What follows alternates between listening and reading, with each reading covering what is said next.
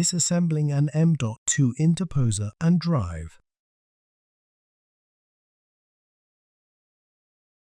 Disassemble the M.2 interposer from the M.2 drive.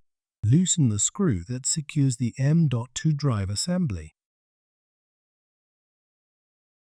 Hold the end of the drive assembly and lift it to remove it from the connectors. Remove the M.2 drive assembly. Loosen the 4 screws that secure the M.2 drive to the heatsink.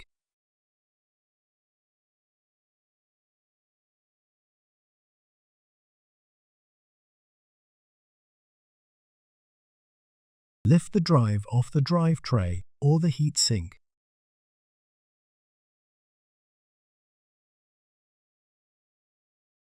After removing the drive tray or the heat sink, you should see the M.2 FRU number